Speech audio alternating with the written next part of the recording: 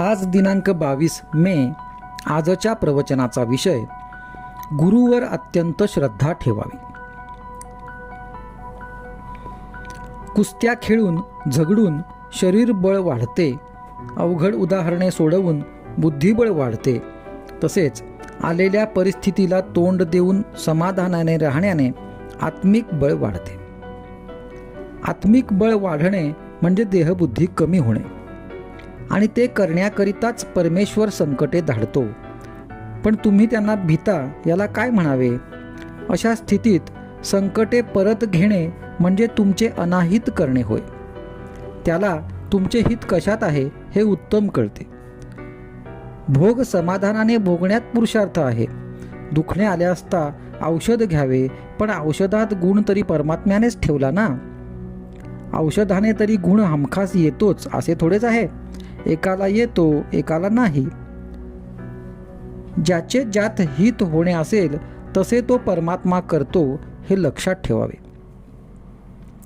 तुम्ही एकच करावे, परमात्म्याला शरण जाऊन हा भोग भोगण्याची मला ताकद दे, समाधान भंगू देऊ नकोस, तुझे सतत स्मरण व्हावे असे मागावे. दुखणे भोगायचे आहे तर ते समाधानाने का नाही भोगू? प्रारब्धाचे तुमच्या डोक्यावरचे ओझे कर्ज तेवढ्या प्रमाणात कमी नाही का होणार? दुखणे आले असता त्याची उपेक्षाच करावी, म्हणजे आपोआप ते कमी होईल. मी म्हणजे अमुक एक अशी आपल्या अस्तित्वाविषयी जशी खात्री असते, तशी देव आहे अशी खात्री पाहिजे. आपले सद्गुरू देवच आहेत अशी आपली खात्री झाली म्हणजे आपला सद्गुरूंच्या ठिकाणी भाव आहे असे म्हणता येईल. माझी सेवा तुम्ही जी करता ती तुम्ही आपल्या देहबुद्धीची केली, तुम्हाला जे पसंत पडेल तसे तुम्ही केले. वास्तविक माझी सेवा म्हणजे मला जे आवडते ते करणे, माझ्या आज्ञेत राहणे, नामस्मरण करणे, सर्वानुभूती भगवत भाव ठेवून कुणाचे मन न दुखवणे, परमात्माच सर्व करतो अशी भावना ठेवणे. माझ्या सांगण्याचा परिणाम न होण्याची दोन कारणे असतील.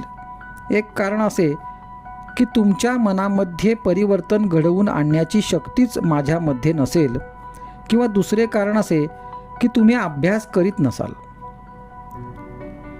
पण परमार्थात एकदम फरक होणे बरे नव्हे. समजा एखाद्याला आज 105 डिग्री ताप आहे आणि उद्या तो एकदम 95 डिग्री झाला तर ते बरे नाही.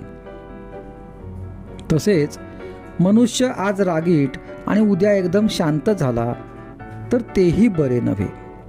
आपल्यामध्ये हळूहळू परिवर्तन व्हावे आणि ते विवेकाने घडवून आणावे. आजचा सुविचार: भजन, पूजन, नामस्मरण इत्यादी आपण जे करतो ते आपल्या मनापर्यंत पोचले पाहिजे, तरच त्याचा योग्य तो परिणाम लवकर दिसू लागेल.